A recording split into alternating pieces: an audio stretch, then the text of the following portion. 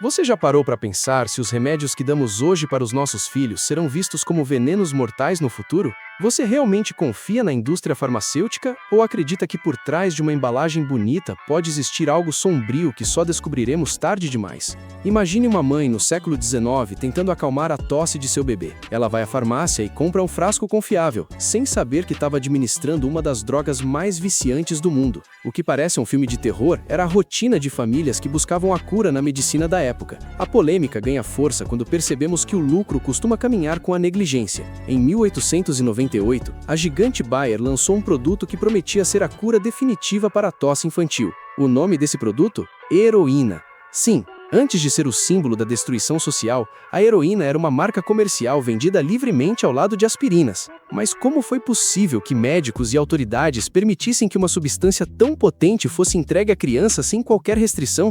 Seria apenas ignorância científica ou o interesse financeiro já falava mais alto naquele tempo? Como o mundo foi enganado e o que aconteceu com as crianças que usaram esse elixir? Será que as autoridades realmente não sabiam do risco? Ou as vidas humanas se tornaram secundárias diante do marketing agressivo? Prepare-se, pois o que vou te mostrar vai fazer você questionar tudo o que sabe sobre a história da medicina e a segurança pública. Fique comigo até o final, porque a revelação sobre como essa droga agia no corpo infantil é bizarra. Você está pronto para descobrir a verdade por trás disso? Naquela época, a estratégia de marketing era tão agressiva que chegava a ser criminosa para os padrões atuais.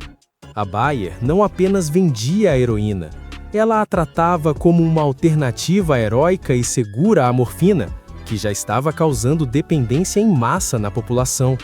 O nome do produto vinha justamente da palavra alemã Herois, sugerindo força e eficácia sem os efeitos colaterais perigosos. Anúncios em jornais e revistas mostravam crianças felizes tomando o xarope, enquanto os textos garantiam que a substância era tão inofensiva quanto uma vitamina comum para o dia a dia. O que quase ninguém sabia era que a heroína, ao entrar no corpo, se transforma rapidamente em morfina novamente, mas com uma potência muito superior. Médicos da época, influenciados pelas amostras grátis enviadas pela indústria, começaram a prescrever o xarope para tudo, desde resfriados leves até dores de dente. A confiança era tão cega que a substância chegou a ser recomendada para ajudar bebês a dormirem melhor durante a noite. Como os pais poderiam desconfiar de um produto que tinha o selo de aprovação dos maiores cientistas do planeta e era vendido livremente? Mas será que essa segurança toda resistia ao uso contínuo?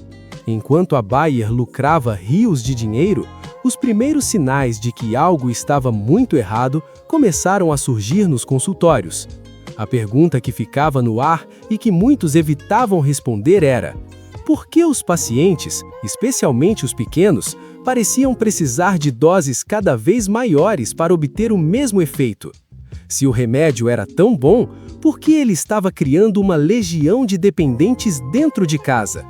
Continue assistindo, pois a seguir vamos entender o que esse xarope estava fazendo quimicamente com as crianças. Para entender o perigo, precisamos olhar para como a heroína age no sistema nervoso. Ela é um depressor do sistema respiratório, o que significa que ela literalmente desliga o reflexo da tosse no cérebro.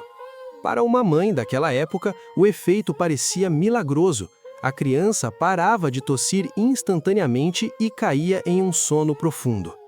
No entanto, o que parecia cura era, na verdade, uma sedação pesada. Em muitos casos, a dose era tão alta para o peso de um bebê que a respiração ficava perigosamente lenta, levando a episódios de hipóxia sem que ninguém percebesse o risco.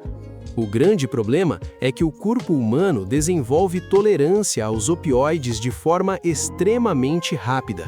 Em pouco tempo, os receptores no cérebro infantil exigiam mais da substância para produzir o mesmo efeito de alívio.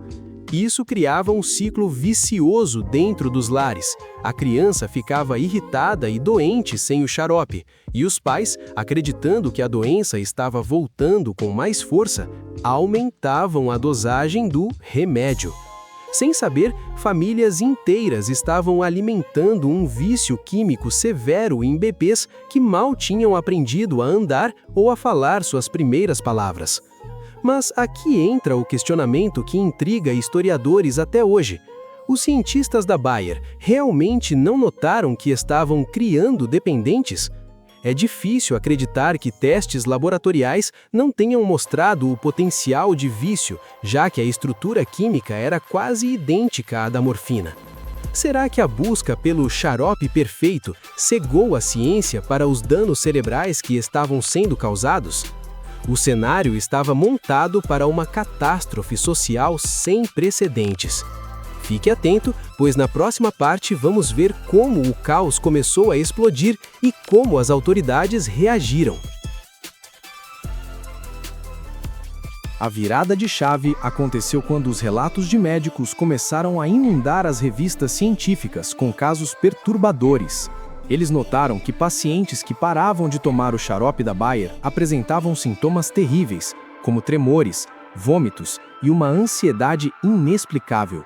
O que antes era chamado de cura estava se revelando uma armadilha química. Em 1899, apenas um ano após o lançamento, começaram a surgir os primeiros alertas sobre a dependência da heroína.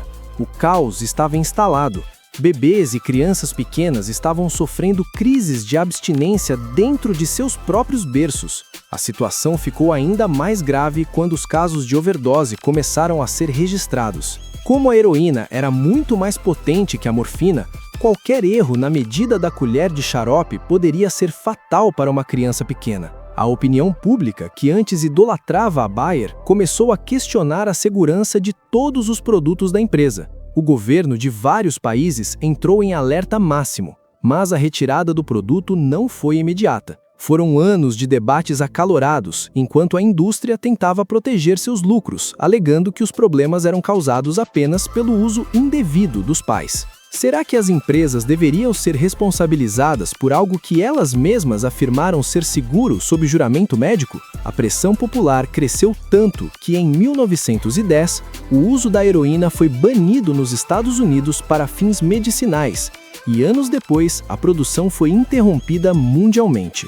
Mas o estrago já estava feito. Milhares de pessoas já estavam viciadas e o mercado negro começou a florescer logo em seguida. Mas o que restou dessa história para os dias de hoje? Na última parte, vamos ver o legado sombrio dessa época e um aviso importante sobre o que consumimos agora.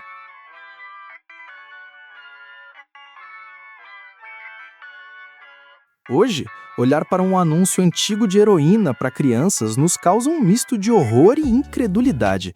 É difícil aceitar que a humanidade foi tão ingênua, mas o legado desse erro histórico ainda molda as leis de vigilância sanitária em todo o mundo.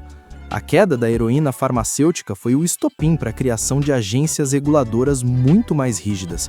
No entanto, o erro daquela época gerou um monstro que não conseguimos controlar: o vício em opioides, que ainda destrói milhões de vidas anualmente. O remédio para tosse saiu das farmácias para se tornar uma das maiores crises de saúde pública da história moderna.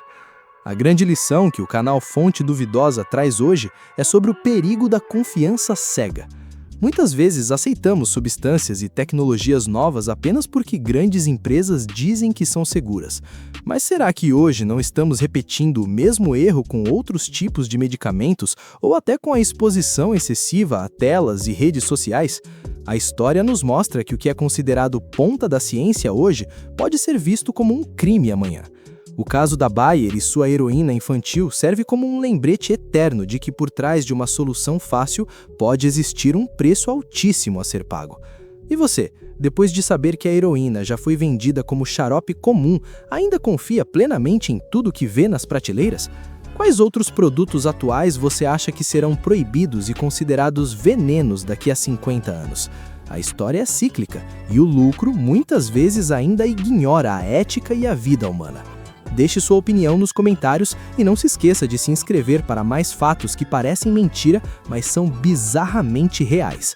Obrigado por acompanhar até aqui e cuidado, a verdade pode ser muito mais duvidosa do que você imagina. Até a próxima!